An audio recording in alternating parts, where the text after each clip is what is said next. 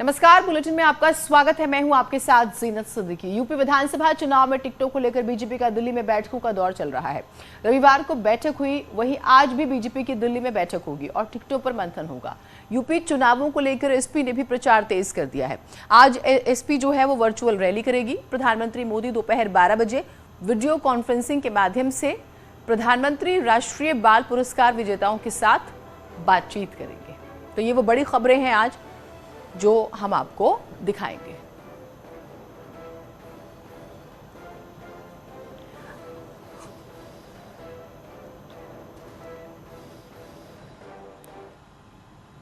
दिल्ली में आज भी बीजेपी की बैठक होगी। यूपी के लिए 5वें और 6ठे चरण के उम्मीदवारों के नाम पर मंथन होगा। बैठक सुबह 11 बजे बीजेपी मुख्यालय पर होगी। बैठक में गृहमंत्री अमित शाह, बीजेपी के राष्ट्रीय अध्यक्ष जेपी नड्डा, सीएम योगी, दोनों डिप्टी सीएम केशव प्रसाद मौर्य और दिनेश शर्मा के साथ ही प्रदेश अध्यक्ष स्वतंत्र देव सिंह, संगठन मंत्री सुनील बंसल और राष्ट्रीय महामंत्री बीएल संतोष शामिल होंगे।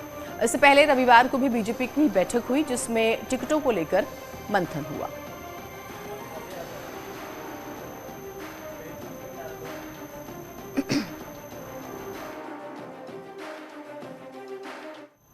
पश्चिमी यूपी में 10 फरवरी को मतदान होगा। आज से नामांकन कर चुके उम्मीदवारों के नामांकन पत्र की जांच होगी। 27 जनवरी तक उम्मीदवार नाम वापस ले सकेंगे। 10 फरवरी को पहले चरण के लिए 58 सीटों पर मतदान होगा। जिन नामांकन पत्रों में गलती पाई जाएगी उन प्रत्याशियों का नामांकन पत्र रद्द कर दिया जाएगा।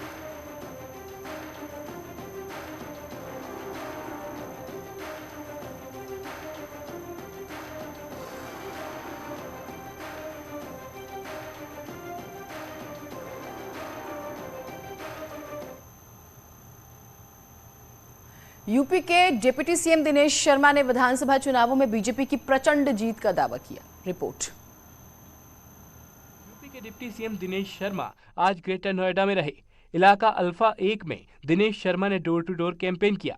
डिप्टी सीएम ने घर घर जाकर लोगों से संवाद किया और बीजेपी प्रत्याशी के पक्ष में वोट मांगे। इस दौरान दिनेश शर्मा ने बीजेपी की फिर से प्रचंड जीत का दावा किया। बड़े मुश्किल से उत्तर प्रदेश बचा है। योगी जी ने माफियाओं, गुंडा, मवालियों को और जो यहाँ के मकानों पर कब्जे करते थे, बहू बेटियों के का अपमान करते थे, उनके खिलाफ अभियान चला के इस उत्तर प्रदेश को विकास की जो सुगंध है वो दी है। और ये चुनाव आएंगे जाएंगे, लेकिन विपक्ष के द्वारा इस प्रकार से फिर से माफियाओं को और अराजक तत्वों को अपने करीब लाना ये चिंताजनक है। बीजेपी विधायक संगीत सोम ने विपक्ष पर तीखा हमला बोला। संगीत सोम ने विरोधियों को विकास विरोधी करार दिया। साथ ही बीजेपी शासन में हर तबके के कल्याण का दावा किया। बीजेपी के फायर ब्रिगेड नेता कहे जाने वाले संगीत सोम हमारे साथ हैं। मेरठ में चुनावी माहौल को लेकर 6 बजे ही घर से निकल जाते हैं। क्या माना जाए, 6 बजे ही आप घर से निकल जाते हैं? देखिए, भारतीय जनता पार्टी के कार्यकर्ता हम तो 24 आवर काम करते हैं और 24 घंटे पब्लिक की सेवा में रहते हैं। आज भी उसी तरीके से 6 बजे सुबह निकलते हैं, रात को 11 बजे तक 12 बजे तक पब्लिक के बीच में काम करते हैं। अमित शाह का कैराना में कल दौरा हुआ, उन्होंने चुनावी हुंकार भरी। हिंदुओं का पलायन एक बड़ा मुद्दा माना, उन्होंने आश्वासन दिया कि सुरक्षा को लेकर है। संगीत सोम कैसे देखते हैं? देखिए, हम भारतीय जनता पार्टी का ये कर्म बनता है और हम इसी आधार पर चुनाव लड़े थे कि जो लोगों के साथ अत्याचार हुआ है हम उन्हें सुरक्षा देने का काम करेंगे। और हम आज डंके की चोट पर कह सकते हैं कैराना में हमने सुरक्षा का माहौल दिया है, सुरक्षा दी है और लोग जो पलायन किए थे उन्हें वापस लाने का काम किया है। इसी के लिए अमित शाह जी कल वहां गए थे लोगों को बताने के हमने जो सुरक्षा दी है बराबर ये कंटिन्यू सुरक्षा केवल हम दे सकते हैं। अखिलेश यादव आएंगे तो कैराने से नहीं, बहुत दूर जगह से प्लान करना पड़ेगा, इसलिए लोग गलती ना करें। पश्चिम यूपी के लिए एक बड़ा चेहरा है संगीत सोम, कैसे देखते हैं इस बार चुनाव? और सबसे बड़ी बात, जयंत चौधरी जाट को लेकर कहीं ना कहीं बहुत सारी चीजें हैं, सपा के साथ चले गए, क्या लगता है? जयंत चौधरी को तो ठग लिया है, अखिलेश यादव ने ठग लिया है। कौन सा उन्हें जाटों को टिकट दिया उन्होंने? जो सिवाल खास सीट हुआ करती थी जहां पक्का जाट की सीट होना चाहिए था, जाट को टिकट होना चाहिए था, पूरे जाट इस्तीफा दे रहे हैं वहां से। भारतीय जनता पार्टी क्लियर जीत रही है। भारतीय जनता पार्टी जाति बिरादरी की राजनीति नहीं करती, लेकिन वहां से जाट प्रत्याशी उतारा है। उनसे पूछिए कि आप किस तरीके की राजनीति करें। अरे अब मुस्लिम को ही देना था तो किसी पार्टी के को दे देते। अखिलेश यादव के आदमी को देके आप, अखिलेश यादव ने धोखा किया है, उन्हें उनके साथ फ्रॉड किया है और ये गठबंधन नहीं हुआ, ये ठग बंधन हुआ है और जाट बिरादरी इसका जवाब देने के लिए तैयार बैठी है। मैं आपको बता रहा हूं, पहले राउंड में आप मान के चलना 55+ सीटें आ रही हैं। संगीत सोम का फिलहाल जनता के लिए क्या कहना है और मेरठ की जनता के लिए? देखिए, जनता को मैं केवल यही कहना चाहता हूं कि आप मजबूती से लड़िए। इस तुष्टीकरण करने वाली सरकार, अखिलेश यादव की सरकार, जो सरकार जब आती है तो आतंक का माहौल बनाती है। जो सरकार आती है गुंडे माफियाओं को सड़कों पर नंगा नाच कराती है। जब ये सरकार आती है तो हाजी गल्ला जैसे सोतीगंज में जो लोग कबाड़ी हैं वो अरबपति बन जाते हैं, पुलिस को पीटते हैं, पुलिस पर डंडे पटकाते हैं। इन सब का इलाज करने के लिए एक ही है और वो है भारतीय जनता पार्टी। वो ही करेगी ऐसे गुंडों का इलाज कि जो भारतीय जनता पार्टी ही कर सकती है और कोई नहीं कर सकता। तो साफ तौर से संगीत सोम का ये कहना है कि भारतीय जनता पार्टी ही सुरक्षा की राजनीति कर सकती है और इस पूरे मामले को लेकर वही आगे बढ़ सकती है। कैमरामैन हरीश के साथ सुशील पांडे, न्यूज़ 18 मेरठ। एसपी छोड़कर बीजेपी में आई अपर्णा यादव ने न्यूज 18 से बातचीत में कहा है कि राष्ट्रवाद की वजह से वो बीजेपी में शामिल हुई हैं। साथ ही उन्होंने पीएम मोदी और सीएम योगी का भी आभार जताया। भारतीय जनता पार्टी ज्वाइन करने के बाद आज से चुनावी अभियान में उतर चुकी हैं। आज से चुनावी अभियान की शुरुआत आपने कर दी है। जी बिल्कुल। मुलायम सिंह यादव जी से आपने आशीर्वाद लिया था, क्या कुछ कहा उन्होंने? खुश रहो बेटा, जी यही कहा उन्होंने। अखिलेश यादव जी ने भी बधाई दी थी आपको, बहुत बहुत धन्यवाद उनका। परिवार और पार्टी के बीच कैसे सामंजस्य बनाएंगे? देखिए, परिवार से कोई भी बहु विमुख थोड़ी ना होती है और मैं तो बिल्कुल विमुख नहीं हूँ। पहले भी बहू थी, आज भी बहू हूँ, आगे भी रहूँगी। ये तो एक फैक्ट है, तो वो चेंज नहीं होता है। और जो मेरी पार्टी है भारतीय जनता पार्टी, वो मैंने इसलिए ज्वाइन करी है कि राष्ट्रवादिता की वजह से मेरे लिए राष्ट्र सर्वोपरि है। मेरे लिए आदरणीय प्रधानमंत्री जी जो कहते हैं वो मेरे लिए बहुत ज़्यादा इम्पोर्टेंट है। मेरे प्रदेश के मुख्यमंत्री श्री योगी आदित्यनाथ जी जो कहते हैं, मैं उससे बहुत प्रभावित हूँ। तो मैं तो अपने राष्ट्र को, अपने प्रदेश को आगे ले जाना चाहती हूँ।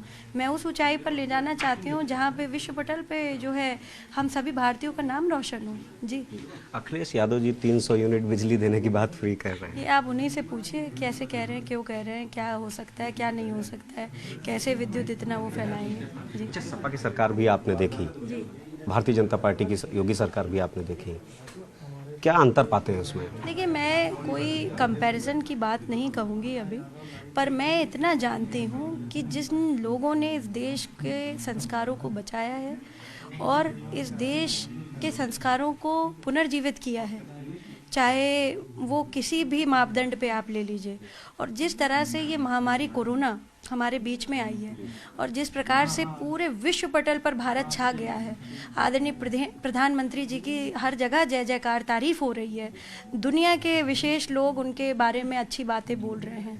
तो मुझे लगता है इसमें कोई दो राय नहीं है कि फिर से हमारे यहाँ भी 2022 में उत्तर प्रदेश में भाजपा की सरकार बनेगी। जी, तो ये थी अपर्णा यादव, मुलायम सिंह यादव की बहू हैं। आज से इन्होंने चुनावी अभियान की शुरुआत कर दी है। कैमरामैन अनिल के साथ संकेत मिश्रा, न्यूज़ 18 लखनऊ। केंद्रीय मंत्री अनुप्रिया पटेल की बात करेंगे। उन्होंने भी न्यूज 18 से एक्सक्लूसिव बातचीत की जिसमें उन्होंने साफ किया है कि जल्द ही सीटों के बंटवारे का ऐलान कर दिया जाएगा। इसके साथ ही उन्होंने अपनी मां कृष्णा पटेल को दबाव में बताया और कहा कि उनको भ्रमित किया जा रहा है। वो इस वक्त भ्रमित हैं, दबाव में हैं। कुछ बातें उन्होंने कही हैं। माँ के ऊपर मैं कोई टिप्पणी करना नहीं चाहती। माँ के प्रति मेरे मन में सदैव आदर था, उनका स्थान सबसे ऊपर है। जहाँ तक चुनावी बैटल की बात है, आपने पिछले 3 चुनाव देखे हैं। अपना दल का समर्थक, अपना दल का वोटर पूरी निष्ठा के साथ मेरे साथ खड़ा रहा है और आप इस चुनाव के बाद, मैं ज़्यादा बड़ी बात नहीं करूंगी, 2022 के 10 मार्च को जब नतीजे आएंगे आप एक बार फिर देखेंगे कि अपना दल की जो हमारा वोटर है वो पार्टी के साथ, मेरे साथ खड़ा हुआ ही मिलेगा। सुहेल देव, भारतीय समाज पार्टी के अध्यक्ष ओपी राजभर ने बीजेपी को लेकर विवादित बयान दिया। उन्होंने सीएम योगी, डिप्टी सीएम केशव प्रसाद मौर्य और प्रदेश अध्यक्ष स्वतंत्र देव सिंह पर टिप्पणी की है। केशव मौर्य जी वो बैठेंगे स्टूल की कुर्सी पर और भारतीय जनता पार्टी के योगी कैबिनेट बैठेगी सोफा पर। ये अपमान पिछड़ों का नहीं दिखाई देता स्वतंत्र देव पटेल को। 68,500 शिक्षक भर्ती में बैकवर्ड शेड्यूल कास्ट का आरक्षण लूटा गया, तब इनकी जबान नहीं खुली। अगर जबान खुली होती तो योगी काट लेता जबान इनकी। योगी सरकार में कैबिनेट मंत्री पद से इस्तीफा देकर एसपी में शामिल होने वाले स्वामी प्रसाद मौर्य की आज सुल्तानपुर के एसपी एमएलए कोर्ट में पेशी होगी। पिछले सुनवाई के दौरान कोर्ट ने ओम मौर्य के खिलाफ गिरफ्तारी वारंट जारी कर दिया था। गौरतलब है कि 2014 में देवी देवताओं पर आपत्तिजनक टिप्पणी करने के मामले में पिछली सुनवाई के दौरान मौर्य कोर्ट में हाजिर नहीं हुए, तो अपर मुख्य दंडाधिकारी एमपी एमएलए ने पूर्व श्रम मंत्री स्वामी प्रसाद मौर्य के खिलाफ पूर्ववत जारी गिरफ्तारी वारंट को जारी करने का आदेश दिया था।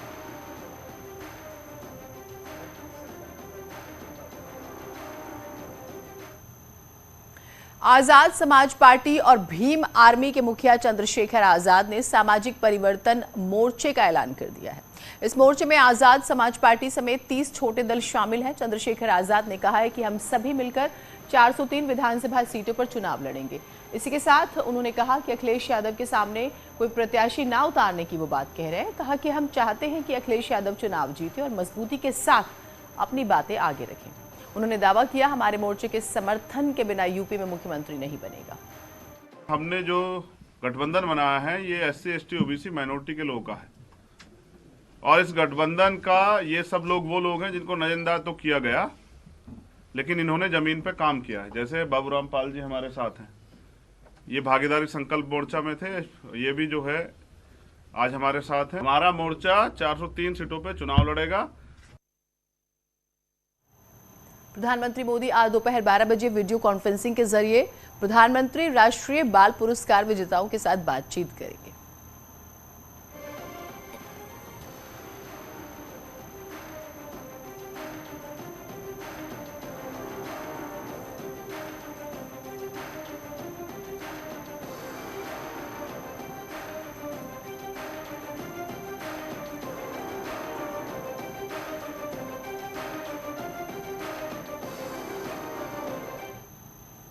खबर जौनपुर से है। एसटीएफ और जौनपुर पुलिस ने टेट परीक्षा में सॉल्वर गैंग पर शिकंजा कसा है। एसटीएफ और जौनपुर पुलिस ने महिला समेत 3 मुन्ना भाइयों को गिरफ्तार किया।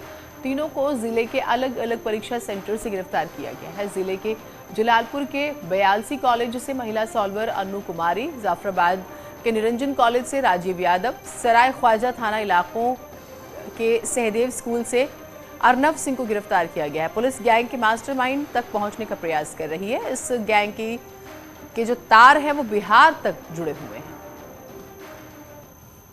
जिसमें परीक्षा के दौरान 3 व्यक्ति जो कि दूसरे की जगह पर एग्जाम देने आए थे, तीनों को गिरफ्तार किया गया है, जिसमें कि एक थाना क्षेत्र जलालपुर से थे, एक थाना क्षेत्र जाफराबाद से पकड़े गए हैं और तीसरा थाना क्षेत्र सराय ख्वाजा से पकड़ा गया है। इनके विरुद्ध मुकदमा पंजीकृत कर आवश्यक विधि कार्रवाई की जा रही है। यही पुलिस के सक्रियता से ही संभव हो पाया। खबर लखनऊ से आ रही है। यहाँ वाहन चेकिंग के दौरान एक कार से 8 लाख रुपए मिले हैं। पुलिस ने जब युवक से पूछताछ की तो वो जवाब नहीं दे पाया। पुलिस ने उसे हिरासत में ले लिया है और अब पूछताछ शुरू कर दी है।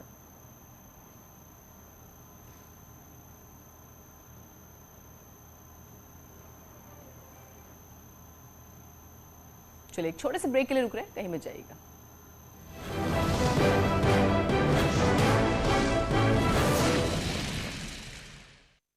परिजनों ने मचाया हड़कंप।